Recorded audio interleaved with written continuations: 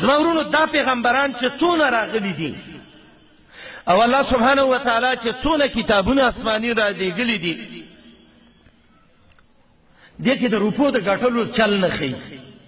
چې فلاني ته به څنګه سرمایهدار کېږي د هغې څه طریقې ښودلې دي خو مقصد د پیغمبرانو دا نه و مقصد د پیغمبرانو دا نه و چې مخلوق کې جنګونه ونښلي دا مقصد د پیغمبرانو نه و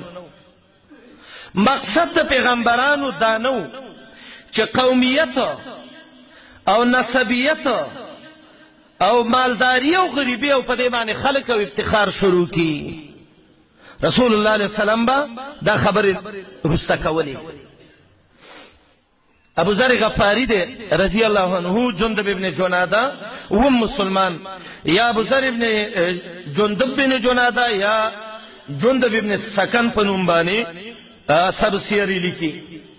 دا وہ مسلمان دے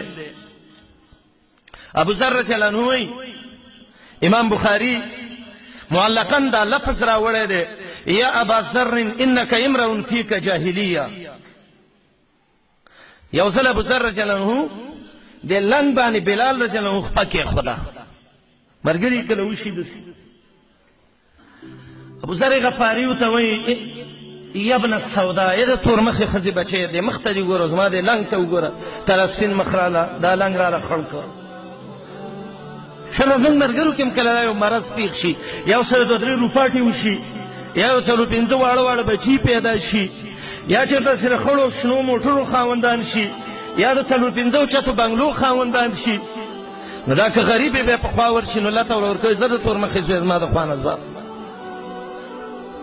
تاسې د الله د نبي تربیت ته وګورئ قسم په الله د دې صحابه وي داسې تربیت کړی و زما د په رب العالمین قسم چې سړی د دوی په سیرت کې وګوري والله چې عقل ورته حیرانېږي عقل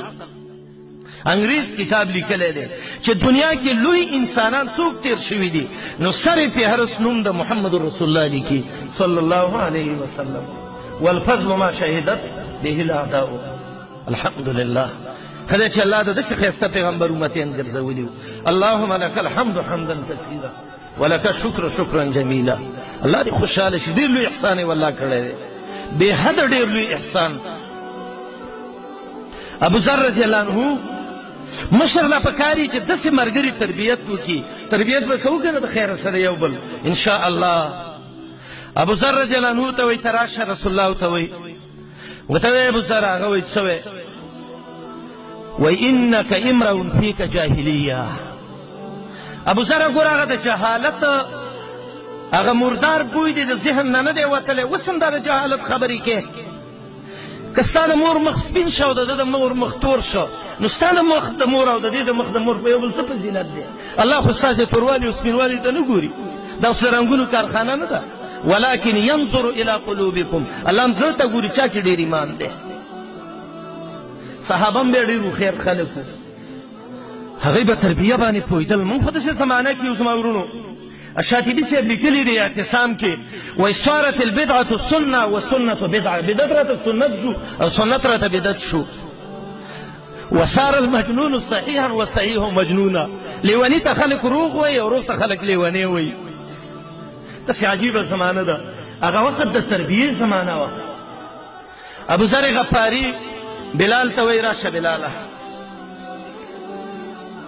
ما ته څنګه ویل د تور مخې ښځې بچی هغه ویله وایي ما ته یې مې ووایه هغه وایي زه څه له وایم ابو ذر رضی الله عنه ښکته راپاڅېد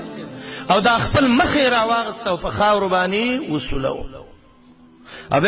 بلال ورته وایي ما بخلی مې ابو ذر ورته وایي انشد برب الکعبه زما د کعبې په رب قسم کوم زه دې نه بخم ته خو ما بخي که نه ته ودرېږه دا جهالت نن د ځان نه زه وباسمه ابو ذر له څه پکار دي چې مسلمانۍ کې د بلال غوندې سړي ته وایي د تور مخې ښځې بچی ده ولې داسې وایي ورته وایي راشه قسم په الله ابو بلاله جنګ د سکوم کنې چې څه ته وایم به عملي کې ابو ذر رضی الله عنه مخ په خاورو پورې مږي د بلال دا خپې په خاورو ککړه کړه او بیرته یې وله دا توره خپه راواغسته او په دې خپلې خولې او د مخ پورې راښکله ورته وایي ځه او بیا ځان ته وایي ابو ذر د جندب بچی په کفر کې وی الله مسلمان کې اوس ته نه جهالت ووته او که نه ونه وته چې تا ته اوس هم پیغمبر وایي انک امرؤ فیک جاهلیه داسې تربیه محمد رسول الله صلی الله علیه وسلم کړې وه. جابر وایي ما کنځله وکړه، وایي ما ته ویل لا تسبن احدا، چې چا ته به کنځله ونه کړي. جابر ابن عبدالله وایي زما د په الله قسم چې ما سپي او خر ته هم به کنځله نه کړې. تربیت اغوستونکي خلک وو. صحابي وایي ما مری وو، هغه چغې کړې د الله دپاره مې پرېږده او ما پې بیړه وکړ. محمد رسول الله راته ویل د الله نه ویرېږه، دا ستا لاس ته الله ایښي دي، د دوی څه وکړه؟ تربیت وکړه. صحابي وایي ما ویل د الله دپاره دی ازادي. تربیت چې دی دا بهترین شی دی. دا چې په مدرسې د بورډ کې هم لیکلي دارالتعلیم والتربیه. علما وایي دا دوه ډېر ښایسته مصدرونه دي چې یو دا د علم مصدر دی او دویم تربیه مصدر دی. ولې تربیت څه ته وایي؟ امام راغب لیکلی دی انشاء شیء حالا فحالا الى حد التمام یا الى حد الکمال، چې تدریجن په تدریجن یو شی شروع کړي او سر ته ورسې. الله دې زموږ ښایسته تربیې دغه کړي. مقصد مې دا ورونو، الله رب العالمین پیغمبران را لیږلي دي، دې له را لیږلي دي چې زموږ او ستاسې تربیه پې وشي. بابا ابراهیم دعا کړې وه ربنا وبعث فیهم رسولا منهم، ای الله دې عربو کې یو پیغمبر راولېږي اله العالمین. یا الله چې اخلاق وله صحیح کي، یا الله چې عقیدې وله صحیح کي، یا الله چې تزکیې وله صحیح کي.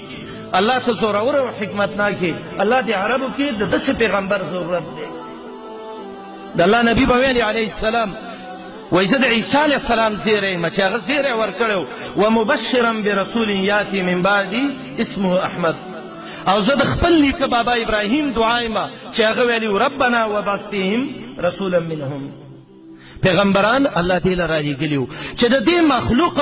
د خالق په منځ کې یو پړی دی او هغه پړی په کټ کېدو دی. الله پیغمبران راولېږل چې بیرته دا یو ځای کړي او د الله بندګۍ ته د الله بندګان جوړ شي. عمر بن الخطاب رضی الله عنه به ویلې د علم باره کې یو خبره به وکړو. مدارج السالکین کې امام ابن قیم د عمر بن الخطاب یو اثر راوړی دی، فایده پکې ډېره زیاته ده. عمر رضی الله عنه به ویلې ان الرجل لیخرج من بیته، یو سړی د کور نه وځي